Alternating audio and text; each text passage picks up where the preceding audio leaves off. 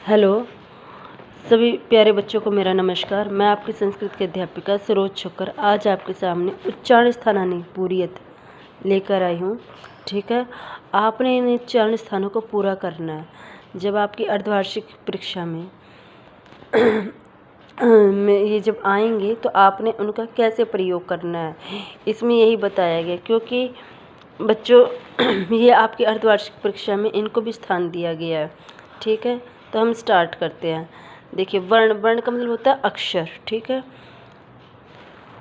वर्ण का मतलब क्या होता है? अक्षर। और उत्पत्ति स्थान, उत्पत्ति मतलब क्या कहते हैं? जहाँ से ये पैदा हुई हैं, जहाँ से हम इनका प्रयोग करेंगे। स्थानानी मतलब स्थान। ठीक है, देखिए ए आ क ख ग घ ड़ और है और विसर्ग। देखिए, कंठ का मतलब होता है गला, जो हमारे गले के अंदर से जो आवाज़ आती है, जहाँ से हम इनका प्रयोग करते हैं। देखिए आप जब आप इसको बोल कर देखेंगे तो आपके अंदर से ये आवाज़ आएगी ए। ठीक है, ये जब हम इन वर्णों को जब हम बोलते हैं, इन अक्षरों को जब हम बोलते हैं, तो हमारे अंदर से ध्वनि आती है। कहाँ से? गले से। और ये किसी अन्य स्थान का प्रयोग नहीं करते हैं। ठीक है, मुंह में से जब हम ए बोल रहे तो ये अंदर से आवाज़ ए आ। आप बोल कर देखेंगे तो अपने आप पता लगेगा। देखिए बेटा, जो क ख गड़े हैं, ठीक है, जो क वाला जो वर्ग होता है, क ख गड़े, ये सारे ही कहाँ से बोले जाते हैं? कंठ से बोले जाते हैं। ठीक है, ड़ है भी जब आप देखोगे तो ये भी हमारे कहाँ से आ रही है? गले से आवाज़ आ रही है, कंठ से आवाज़ आ रही है। ठीक है, उसके बाद देखिए ई। ठीक है, च छ ज य स।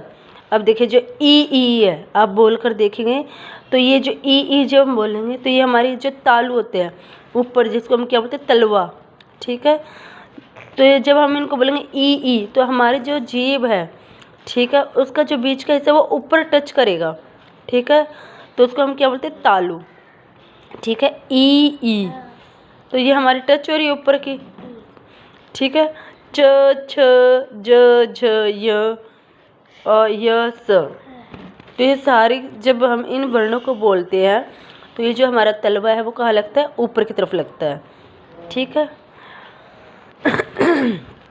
ठीक है, मतलब कि जो जीभ हमारी ऊपर की तरफ लगती है। आगे देखिए, री ट ठ ड ढ अण र और स। ठीक है, जब हम इन वर्णों को बोलते हैं तो मूर्धा का मतलब क्या होता है? री ट ठ। तो जो हमारी जीभ है उसका आगे का हिस्सा वो मुड़कर ऊपर की तरफ लगता है। ठीक है, ऊपर तलवे की तरफ लगता है। हमारी जीभ क्या हो जाती है? इसमें मुड़ जाती है। जैसे देखिए री, देखिए हमारी जीभ है वो ऊपर की तरफ जाकर मुड़ गई है। ट ठ ड ढ अण र स। तो इसमें क्या हो रहा है? हमारी जो वर्ण है, इन वर्णों को बोलते हुए हमारी जो जीभ है वो मुड़कर ऊपर की तरफ लगती है। ठीक है, मूर्धना, या फिर आप ऐसे याद कर लो कि मूर्धना मतलब मुड़कर ऊपर लगना। आगे देखते हैं हम, री त थ द ध न ल स।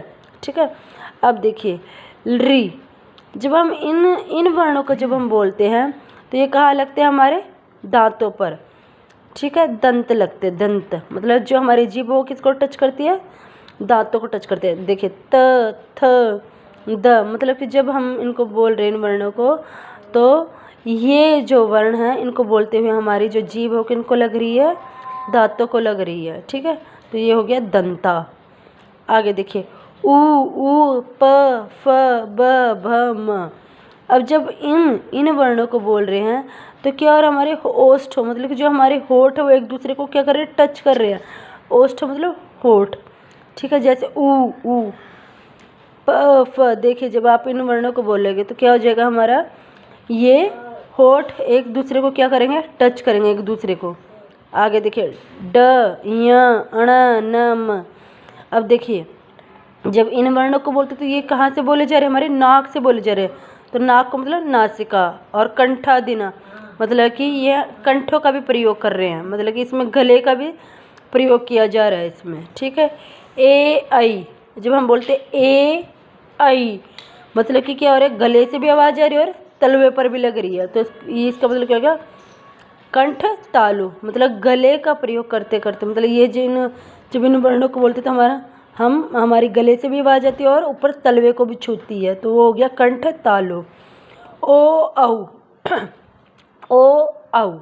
अब देखिए जब ओ औ का हम वर्णों का प्रयोग करते हैं तो क्या होता है, हमारे गले से भी आवाज आती है, कंठ मतलब गला, गले से भी आवाज आती है, और ओष्ठ मतलब कि होठों को भी छूती है। कौन, हमारी जो जीभ है, जीभ, ठीक है। ओ। अब देखिए वह, जो वह वर्ण है वो कहाँ से बोला जाता है, वह दंतोष्ठ, मतलब जब हम वह बोलते हैं तो हमारे जो वह, ये होठ, जो हमारे दांत है वो किसको लग रहे हैं, होठों को लग रहे हैं, तो उसका मतलब हो गया दंतोष्ठ। अनुस्वार है, अनुस्वार का मतलब क्या होता है, जो डॉट्स होती है, जैसे अंग ऐ, आपने स्वर पढ़े होंगे, आपने वर्ण पढ़े होंगे, उसमें स्वरों में आपने देखोगे अंग ऐ आता है, उसे हम स्वरों में प्रयोग नहीं करते क्योंकि वो क्या है, अनुस्वार है, उनके डॉट्स लगे होते हैं, ठीक है, उसी को हम बोलते हैं, उन डॉट्स को ही हम क्या बोलते हैं, अनुस्वार बोलते हैं। तो अंग ऐ ये कहाँ से बोले जाते हैं, नासिका, नाक से बोले जाते हैं। सबसे आसान सा तरीका है, यदि आपने वर्णमाला याद की हुई है तो क च ट त प, क च ट त प, ठीक है। तो पहला जो क वाले जो वर्ग होता है वो किसे बोला जाता है, कंठ से बोला जाता है, गले से बोला जाता है। फिर च वर्ग वाला होता है वो कहाँ से बोला जाता है, तलवे से बोला जाता है, ठीक है, जब हमारी जीभ का पिछला हिस्सा ऊपर की तरफ लगता है, ठीक है। फिर ट ठ, इसमें क्या होता है, जो हमारी जीभ होती है वो मुड़कर ऊपर लगती है, तो मूर्धा मतलब मुड़कर हो जाता है, इसको ये याद करने का तरीका है। फिर क्या, त थ, जो हमारी जीभ है वो दांतों के बीच में आती है, ठीक है, इस वाली वर्ग को बोलने पर। फिर क्या है, प फ, जब हम इस वर्ग को बोलते हैं, प वाले वर्ग को बोलते हैं, तो उसमें क्या होता है, हमारे जो होठ है एक दूसरे को क्या करते हैं, स्पर्श करते, छूते हैं।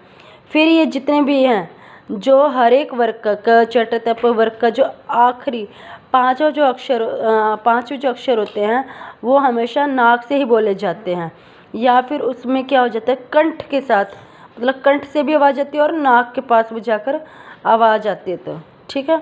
फिर ये तो हमारे क्या हैं, स्वर हैं, ये ए आई ओ औ, ठीक है, ठीक है। तकरीबन क्या होता है कि जो हमारे जो ये स्वर होते हैं वो कहाँ से निकलते हैं, हमारे कंठ से निकलते हैं, ठीक है। उसके बाद जो अनुस्वार होते हैं, जो अंग ऐ, हम जब ये बोल रहे तो ये कहाँ से बोले जा रहे हैं, हमारे नाक, ये हमारे नाक को स्पर्श करते हुए निकलते हैं, ठीक है। तो बेटे ये मेरी कोशिश थी आपको समझाने की, आशा करते आपको समझ में आए होंगे। और बच्चों ये आपकी अर्धवार्षिक परीक्षा में ज़रूर आएंगे, जैसे कि मैंने आपके पास सिलेबस का जो पैटर्न भेजा है उसके अनुसार ही आपके पेपर बने हैं, तो आपने वैसे ही तैयारी करनी है आपकी। ओके, धन्यवाद।